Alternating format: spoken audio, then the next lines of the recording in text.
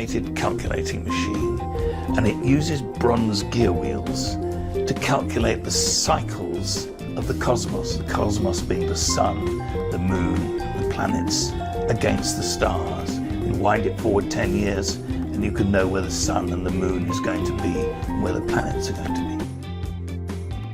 Imagine a machine built 2,000 years ago, capable of predicting the movement of planets, eclipses, and even the schedule of the Olympic Games.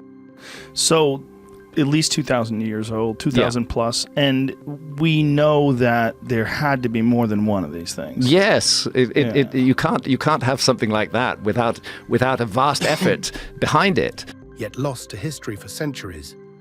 In a quiet museum in Athens, a corroded bronze lump hides this impossible technology, a device so precise it rivals modern engineering. How did the ancient Greeks build something that shouldn't exist? And what other secrets of the past have vanished before we even knew to look? The shipwreck discovery. In the autumn of 1900, a crew of sponge divers from the island of Symi in the Dodecanese was sailing home from the North African coast. They had spent months harvesting sponges off the shores of Tunisia, a grueling seasonal trade that took Greek islanders across the eastern Mediterranean every year. Their route back passed through the strait between Crete and the Peloponnese, and when a storm forced them to shelter near the small rocky island of Antikythera, their captain, Dimitrios Kondos, made a practical decision. Rather than waste the delay, he sent his men down to scout the local seabed for sponge beds. Elias Stadiatis was the first to descend. He wore the standard diving equipment of the era, a rubberized canvas suit sealed at the wrists and neck, heavy lead-soled boots to keep him upright on the bottom, a copper helmet with a small glass viewport, and a rubber hose connected to a hand-cranked air pump on deck. There was no regulator, no backup supply. The air came in continuous low-pressure flow, and if the pump failed or the hose kinked, you drowned. Stadiatis sank through roughly 50 meters of open water, a depth that pushed the absolute limits of what this equipment could safely sustain. He reached the seabed, and what he saw there sent him clawing at his signal line to be hauled back up. When the crew dragged him onto the deck, Stadiatis was reportedly shaking and barely coherent. He told Kondos he had found a heap of dead people on the ocean floor, bodies of men and horses and women piled across the rocks. 120 years ago, sponge divers discovered a shipwreck off the tiny island of Antikythera in Greece. And what they found changed our understanding of human history forever. Kondos, a veteran diver himself and not a man easily unsettled, pulled on his own suit and went down to verify. What Stadiatis had mistaken for corpses was something almost as extraordinary. Scattered across a sloping seabed at the base of an underwater cliff were dozens of ancient bronze and marble statues. Green with oxidation, encrusted with marine growth, half buried in sand and sediment, but unmistakably sculpted. Arms reached out of the silt, faces stared upward through millennia of calcification. A bronze arm, life-sized and exquisitely modeled, was the first piece Kondos brought to the surface. He knew immediately what they had found. Kondos reported the discovery to the Greek authorities, and the government organized what became the first large-scale underwater archaeological recovery in history. The operation ran from November 1900 through September 1901, funded by the Greek Navy, which provided the support vessel Mykel and a team of naval personnel. But the actual diving was done by Kondos and his Simian sponge divers. They were the only men in Greece with the skill and the nerve to work at those depths. The toll was severe. The wreck lay between 50 and 62 meters. At depths where nitrogen narcosis impairs judgment and decompression sickness is a near certainty without modern staged ascent protocols, which did not yet exist. Over the course of the operation, one diver, Georgios Kritikos, died. 2 others were permanently paralyzed from the waist down. The rest suffered repeated bouts of joint pain, nausea, and disorientation. They called it the bends. They had no way to prevent it. They kept diving. What they brought up was staggering. The Antikythera youth, a bronze statue of a young man dating to the 4th century BCE, became one of the most celebrated sculptures in Greek archaeology. marble statues, bronze fittings, ceramic amphoras, gold jewelry, silver coins from Pergamon, fine glassware, all of it suggested a single vessel carrying an enormous cargo of Greek luxury goods, likely destined for a wealthy Roman patron.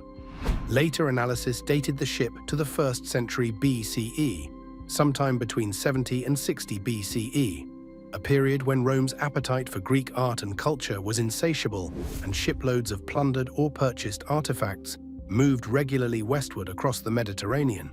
Among the hundreds of objects hauled from the wreck and delivered to the National Archaeological Museum in Athens was a formless lump of corroded bronze, roughly the size of a thick book. It was not beautiful. It was not obviously anything. It was catalogued, numbered, and placed in a storage tray alongside other unidentified metal fragments. Nobody looked at it twice. Then, on May 17, 1902, the archaeologist Valerios Stais was conducting a routine examination of the Antikythera artifacts when he paused over the corroded lump. Through a crack in the calcified surface, he could see something that should not have been there. Gear wheels. Small, precisely cut, interlocking bronze gear wheels with triangular teeth. Stais immediately recognized that he was looking at a mechanical device of some kind, and he reported his finding to the museum's director. The scholarly reaction was polite disbelief. Spiridon Stais, the museum's director and Valerios's cousin, supported the identification, but the broader archaeological community pushed back firmly. Precision gearing of this kind was not supposed to exist in the ancient world. The consensus held that the object must be a later intrusion, perhaps a medieval astrolabe or navigational instrument that had fallen onto the ancient wreck from a more recent vessel. The idea that a functioning gear mechanism had been manufactured in the Hellenistic period struck most scholars as simply impossible. The artifact did not fit the story they believed about ancient technology, and so the artifact was dismissed. The corroded bronze went back into its display case. It would sit there, largely unstudied, for more than 50 years. Meanwhile, inside the calcification, the gears waited. Thousands of characters of ancient Greek text lay engraved on hidden surfaces. Astronomical cycles were encoded in tooth counts no one had yet bothered to examine. The most sophisticated mechanical device of the ancient world sat in a museum in Athens, in plain sight, ignored because no one could believe it was real. It took half a century and technology the ancient builders could never have imagined, before anyone finally looked closely enough to see what Stais had seen, and what they found inside would rewrite the history of human engineering. The gears that rewrote history. The mechanism survived the centuries in 82 separate fragments, designated Fragment A through Fragment G and beyond, broken apart by the pressure of the sea and the slow chemistry of marine corrosion. Fragment A, the largest, contains the main gear train. Fragment C preserves part of the front dial. Others are small, some barely fingernail-sized, but each carries information. Within those fragments, 30 gears have been physically confirmed. They are cut from sheet bronze, each one a flat disc with triangular teeth around its circumference, sized and spaced with remarkable consistency.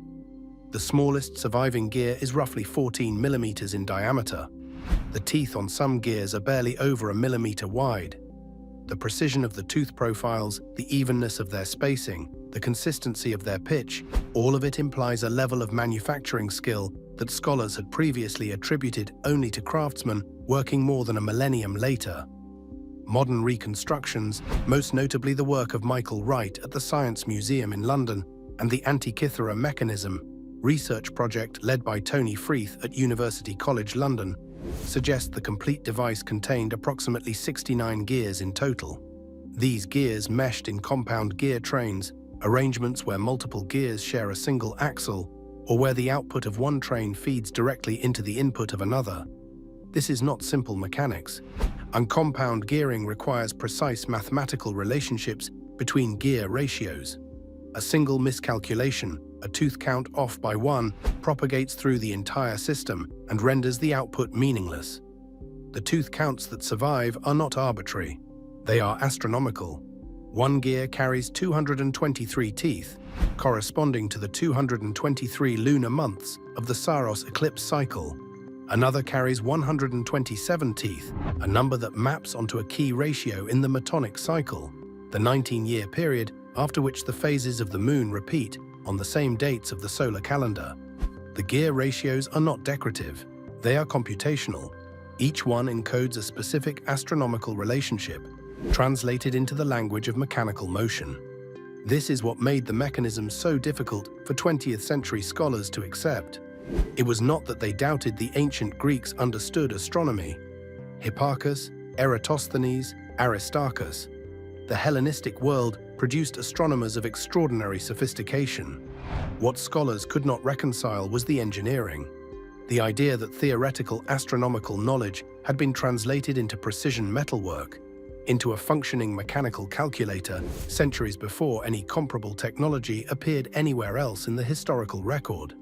The closest known parallels were Islamic astronomical instruments from the medieval period, over 1,000 years later. European clockwork mechanisms did not achieve comparable complexity until the 14th century. The Antikythera mechanism was not slightly ahead of its time. It was a millennium ahead of anything else we have found. The question that haunted every researcher who examined it was straightforward. This machine clearly existed. The gears were real. The tooth counts were deliberate. So what exactly was it calculating? And how much of its function remained hidden inside fragments too corroded for the naked eye to read? Antikythera, the lost cosmic machine.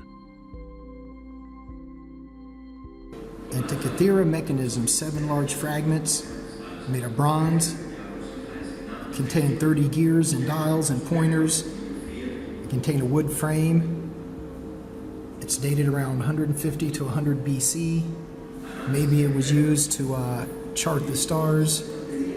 The mechanism began to yield its deeper secrets only when science developed tools subtle enough to look inside it without breaking it apart.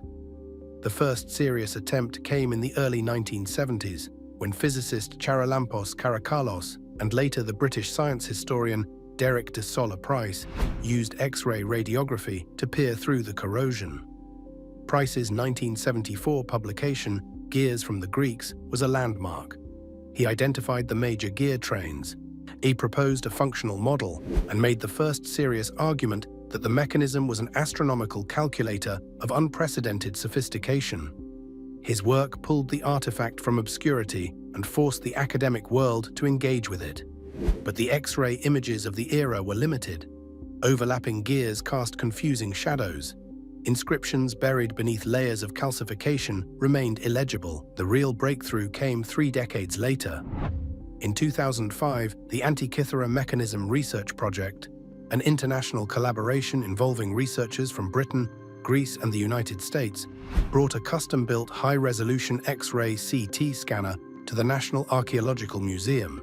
The machine, manufactured by X-Tech Systems and informally nicknamed the Blade Runner scanner, was designed for industrial inspection of turbine blades.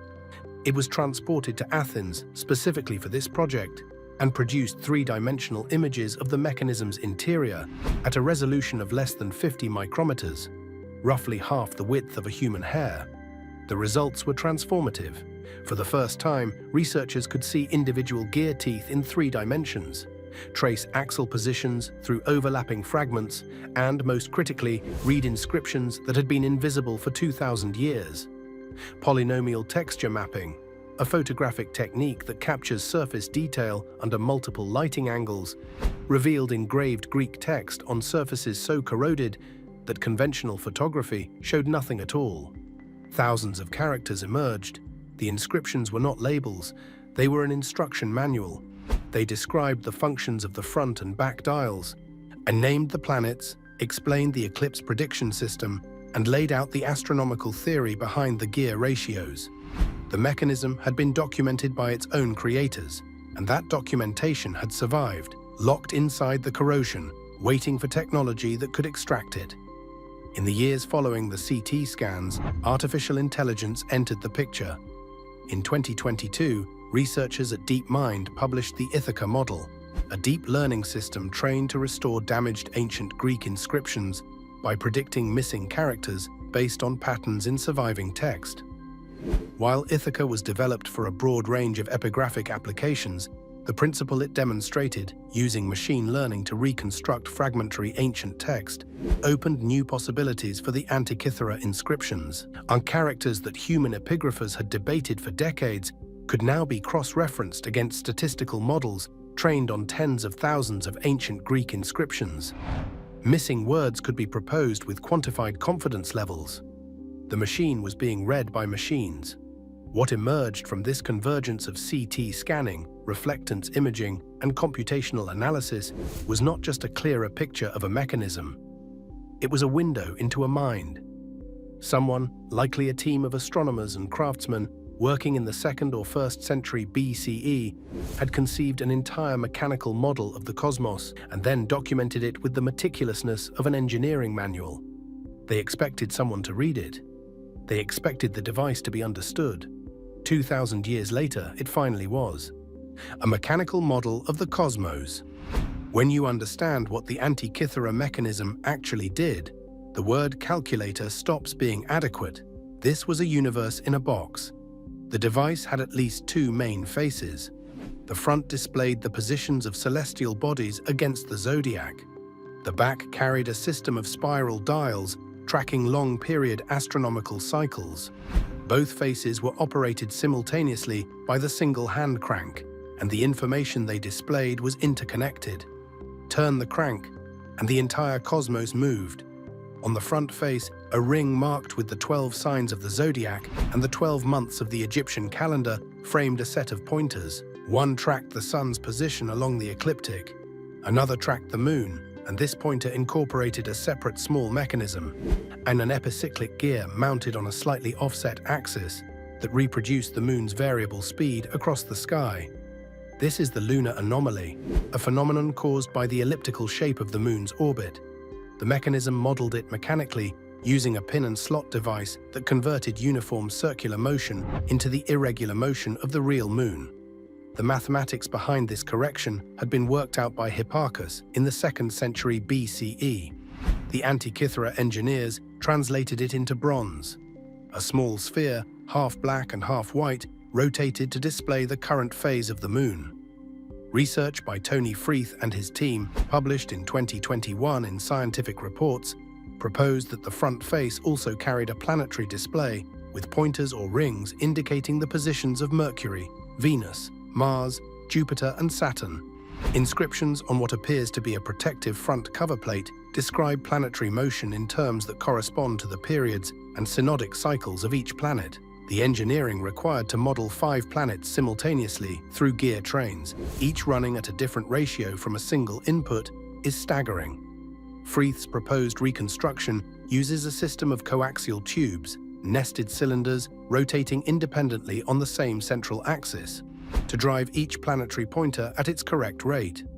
The back face was equally extraordinary. The upper back dial tracked the metonic cycle, the 235 lunar months that comprise 19 solar years, after which the moon's phases repeat on approximately the same calendar dates. This dial was arranged as a spiral, with a pointer following a slot through 5 concentric turns.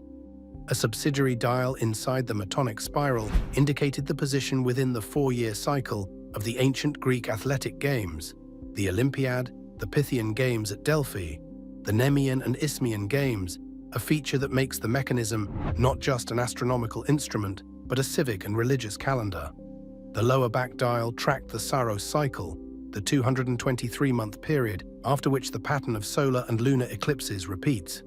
Individual cells on the Saros dial were inscribed with glyphs indicating whether a given month would produce a solar eclipse, a lunar eclipse, or both, and at what time of day. A subsidiary dial tracked the exoligmos, a 3-fold Saros cycle of 669 months used for more precise eclipse prediction. The inscriptions included correction factors, adds additional hours to be added to predictions that compensated for the fact that the Saros cycle is not an exact whole number of days. This was not a toy. It was not a symbol.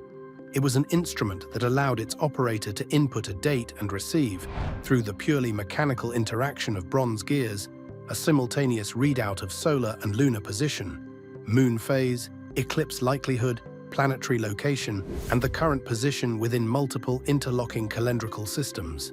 A handheld model of the heavens, accurate enough to predict eclipses that would not occur for decades. A handheld universe, and someone built it with hand tools, sheet bronze, and a depth of mathematical understanding that we are still working to fully reconstruct. And when civilization forgot, the Antikythera mechanism does not merely add a footnote to the history of technology. It demolishes an assumption that has structured that history for centuries, the assumption that mechanical sophistication developed in a roughly linear progression from crude ancient beginnings to modern precision. Before the mechanism was understood, the standard narrative held that the ancient world, for all its philosophical and mathematical brilliance, lacked the practical engineering to translate theory into complex machines. The Greeks built temples, not engines. They understood geometry, not gearing. Precision metalwork of the kind found in the mechanism was a medieval European development built on Islamic innovations, which in turn drew on late Roman traditions. The timeline was tidy. It was also wrong. The mechanism proves that at least one workshop in the Hellenistic world, and almost certainly more than one, possessed the ability to design and fabricate compound gear trains of extraordinary precision. This was not an accidental achievement. You do not produce 69 interlocking gears with astronomically correct tooth counts by trial and error. There must have been a tradition, a body of accumulated knowledge about gear cutting, about metal alloys, about the relationship between mathematical ratios and mechanical motion. That tradition did not spring from nothing. It was taught, it was practiced, it was refined over generations. Several researchers have proposed connections to Archimedes, who lived in Syracuse in the 3rd century BCE and was known in antiquity for constructing mechanical devices including, according to Cicero, in a bronze sphere that displayed the motions of the planets. Cicero describes seeing it personally. If his account is accurate, the Archimedean sphere predates the Antikythera mechanism by roughly a century, suggesting a lineage of mechanical astronomical devices in the Greek-speaking world spanning at least 200 years. The mechanism may not have been a lone genius invention. It may have been the product of a tradition, which makes its disappearance all the more devastating. After the fall of the Hellenistic kingdoms and the absorption of the Greek world into the Roman Empire, the great Hellenistic states were kingdoms. The office of the king was hereditary, and the king, embodied the state. This was not like the old Greek idea of a basileus. no comparable device appears anywhere in the archaeological or textual record for over 1,000 years. The knowledge of how to build compound gear mechanisms of this complexity simply vanishes. It does not survive in Roman engineering, which was brilliant at aqueducts and roads, but showed no comparable tradition of precision gearing. It does not appear in Byzantine workshops. It resurfaces faintly in medieval Islamic astronomical instruments, and then, more fully, in European clockwork of the 14th century. How does a technology this sophisticated disappear? The likely answer is fragility, not of the bronze, but of the knowledge. Precision gear cutting is a skill that lives in the hands of its practitioners. It is transmitted through apprenticeship, through physical demonstration, through years of supervised practice. If the workshops that produced these devices were small in number, if they depended on the patronage of Hellenistic courts that were dismantled by Roman conquest, if even a single generation of trained craftsmen failed to pass their skills to successors, the entire tradition could collapse, not because it was forgotten in an abstract sense, but because the people who knew how to do it died without teaching anyone. This is the most sobering lesson of the Antikythera mechanism. Human knowledge is not cumulative in the way we like to believe.